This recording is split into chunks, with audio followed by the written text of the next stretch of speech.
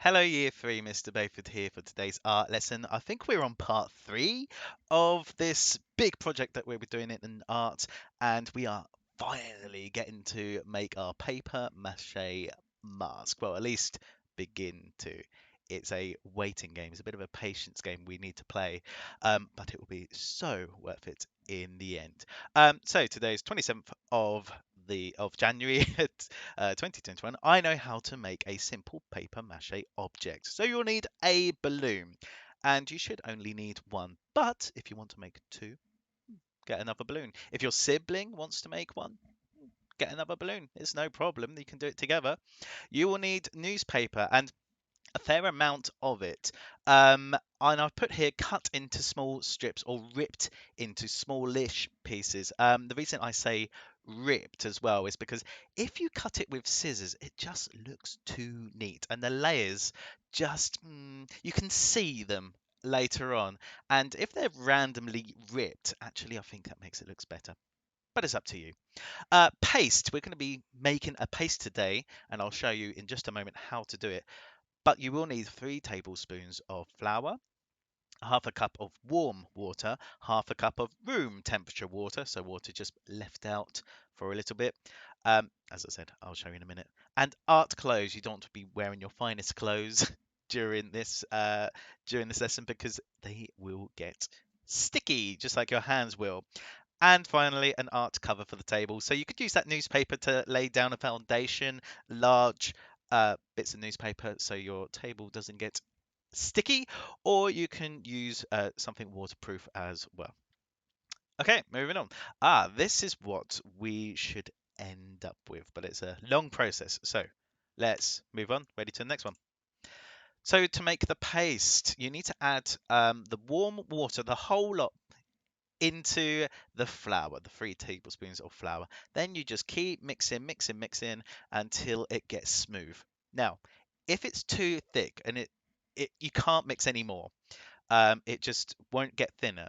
Add the room temperature water a little bit at a time, gradually, and then keep mixing. And soon enough, it should get to the point where it's the consistency of a milky water. So if you can imagine what that looks like, it should look a little bit like this. So there's no big lumps. It should look quite like that. Okay. Let's get started. So we need to blow up the balloon to a good size, and what I mean by that is the size of your head. Because it's a mask for your face, so it needs to be the size of your face. So blow it up and tie the knots. Make sure your balloon is a good size. Of course, we need to set up the table. So lay down the art cover, whatever you chose to do. You need to wear your art clothes, of course, and cut or rip in this case. But my suggestion is rip littler strips of squares of newspaper if you haven't already. And your setup should look a little bit like that, ready to go. So this is how you do it. You need to dip one of the strips of newspaper into the paste. Wipe off any excess paste because you don't want it drenched. You don't want it dripping with paste.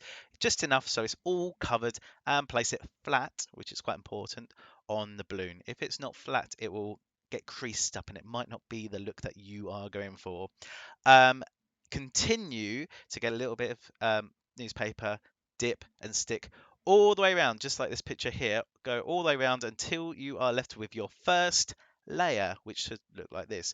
By the way, do not cover up the knot, and I will show you why at the very, very end.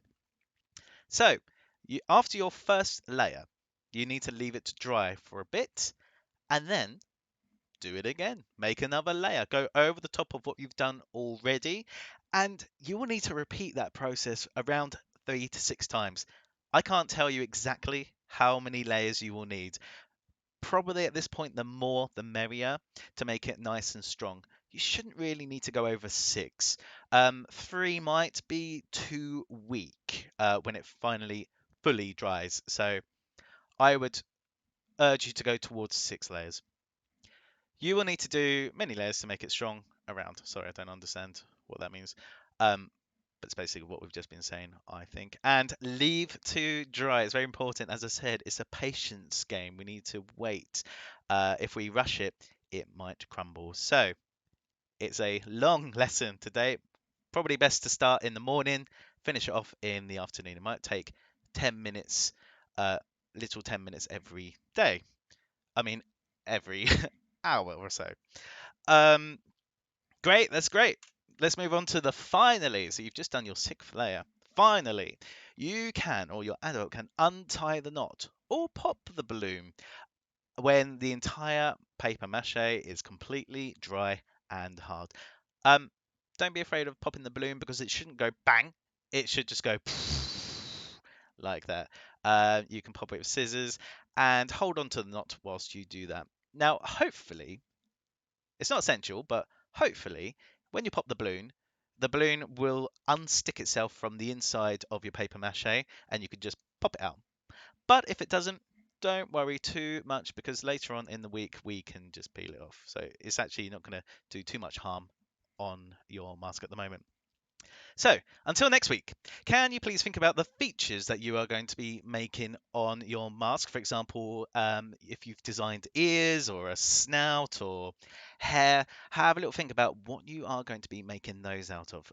Newspaper is fine. At that point, you can use white paper as well, which probably urge you to do because it'll be easier to color.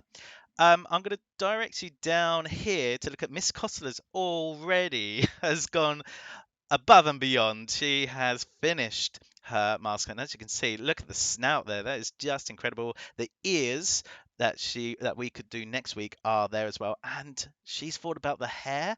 I believe this is Medusa's hair, and she's used ripped colourful tissue for that, which is a great idea. But for now, don't worry, yours should look a little bit like this one here, which was that mask at one point. If it's completely dry and you know where your eyes are going, you are more than welcome to begin cutting out those eyes as well.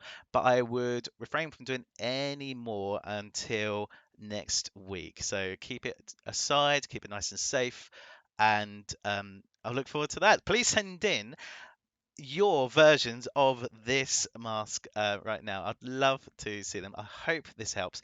If there's any problems, I can direct you to a few YouTube channels that I used to make this presentation.